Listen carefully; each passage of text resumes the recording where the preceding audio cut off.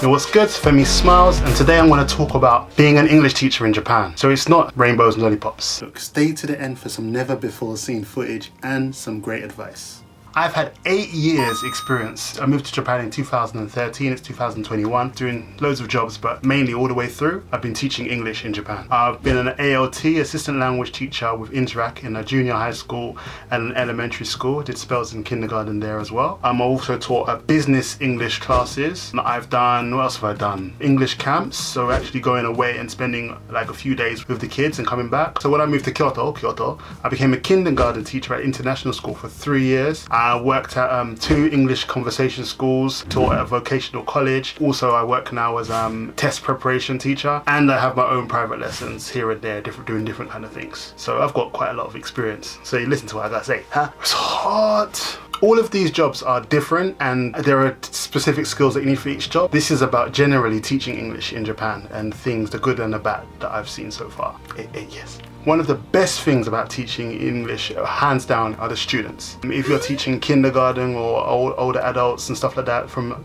literally 1.5 to 80 years old and above, it's the students that make this job really great. The interactions, whether you're making their day just by being there or having someone to talk to or getting them to practice their English, or if you're teaching them to read for the first time, that is the most rewarding thing, is the students. A negative thing about this is also the students. So sometimes you get really hard to teach students, or stubborn students, or students that don't want to learn at all, especially if you are kindergarten age, junior high school, elementary school, because you have some students that don't want to participate. But on the flip side of that, getting those students to open up and then maybe enjoy English is really rewarding in itself. But some students, hands up, can't do nothing. I can't do anything.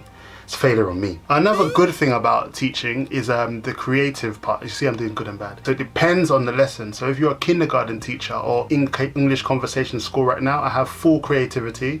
I might have a textbook to refer to, but I can actually do what I want, bring in my own materials, have fun, especially when you're teaching younger kids and you get arts and crafts in there. So as a kindergarten teacher, I was actually not just an English teacher, maths and science and everything. So you could get really creative, but everything was in English. But you know, you can be creative, you can bring yourself, talk to people about your experiences to help. On the flip side of that, some schools or some places you teach, you have a very rigid structure. It's like, do this, do that, read these words in this order at this speed, and then end the class, do this, like in a really, really structured way. And it doesn't really work well with me, but yeah, that's a negative in my view. That might be a positive for you, all right? So creativity and then sometimes rigid structure. So pay, generally teaching English, the hourly wage is good. A lot of jobs, I see VC advertised like 1,000 yen an hour, but teaching jobs are from about 2,000 yen. I've seen some less, but no thank you. 2,000 yen an hour and above, which is about 15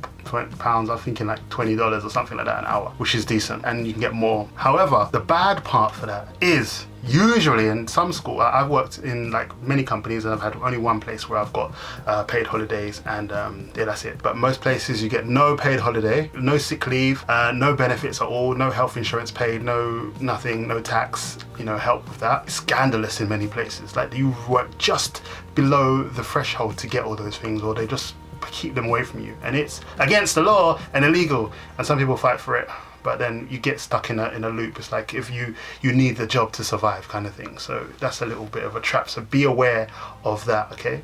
Most places will not give you any benefits. It's a whole rabbit hole, so I'm not even gonna go in there. I've had one place where I got a bonus, and some places, and most other places, no bonus. Yeah, usually Japanese people get bonuses in their companies. Yeah, right. You can develop some skills teaching English. One, I built my confidence. I couldn't really speak in front of a group before I came into this job. First day teaching 40 students, so it was nerve-wracking for me. I was really nervous, but now throwing a bunch of group of people, I can do that anytime. And I'm kind of introverted, so it's really helped build confidence, obviously build my speaking skills, my English skills. Yeah, English skills, because you study how to teach. Just because you're a native speaker doesn't mean that you know how to explain all the grammar rules, and I don't know how to do that now. But then you can also always check and learn, and learning is, you're as a teacher, you're always learning. As long as you are always learning, you can be a good teacher. You can also learn Japanese as well, yeah, because sometimes the students speak Japanese. If you don't understand a word, you can look it up, you can write it down, just take some notes during the class. For example, these, but they're called matsubatsue, new word. Learn it from my students. Also, another negative part of being an English teacher is you don't get that immersion experience that you wanted to speak Japanese, be around Japanese people speaking Japanese. You're speaking English most of your day, so therefore your Japanese development is stunted or is hindered. Another negative, career progression is minimal. You come in as a teacher and you continue as a teacher. Your pay might even go up a little bit, maybe. You've done teaching for 10 years or 6 years and someone comes in with 0 experience, same pay or thereabouts, all right? So there's not much progression like senior head teacher. It doesn't really work. You might get a title, but it doesn't change much. If you become a supervisor, you'll get to schedule the teachers, but that means that you have responsibility, but you are still teaching classes. So maybe some places you can become a manager. I know in Interact, you can become a manager and you don't have to teach anymore and you're just managing the branch, but generally in most places it's just that you come in entry level and stay there, and then maybe you supervise some other teachers, and that's about it. The holy grail of teaching in Japan, I guess, is university teaching, and I haven't done that. Pays well, teach less, more stability, better pay, all that stuff. Good stuff. Or a private school as well. Private schools, I think they do a good thing. When I was an ART, you get to be part of the school. You get involved in school. You can join club activities. So I was in the basketball club sometimes. And then you get invited to nomikai, so the drinks with the teachers. Become friends and have bonds with the teachers. So I'm cool with some of the teachers from back in the day, still now. See, when I go back to Ibaraki, I still go and meet up with them. So that's cool. Being an ART, because you become part of a school, especially if you're at the school every day. Teaching English in Japan, there are so many different types of places you can teach, and they're all different, and you can get different skills, different perspectives. Different schools have different things, so it's like kind of a little bit of variety, a lot of different parts of the same. So if I had any advice for some new teachers, I would recommend, what would I recommend? Build yourself. You need to be confident when you teach. Speak clearly and slowly at first, especially if you're teaching something, if it's not like a conversation class. So speak slowly, clearly. Imagine what it's like for someone just to start speaking at you in a foreign language. Prepare a lot before your classes. Once you get used to it, you don't have to prepare anymore, or you don't have to prepare so much. You can literally just jump into a class and you have a bunch of Mary Poppins type tricks that you can just pull out at any time. Also, be interesting. Bring your personality to the class. And I don't think in my skills of explaining grammar rules, which makes me a popular teacher, I think it's me, my personality, which makes me a popular teacher.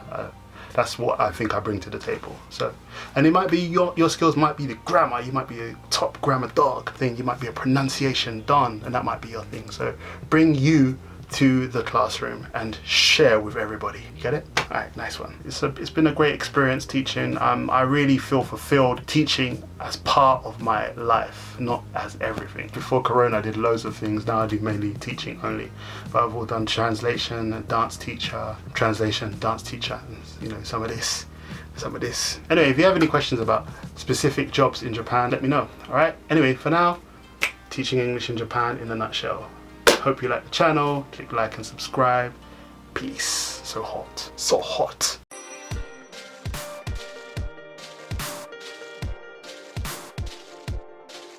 If you do see me glistening, it's because it's summer. It's 35 degrees today. I turned off the fan, so forgive me. Alright, forgive me.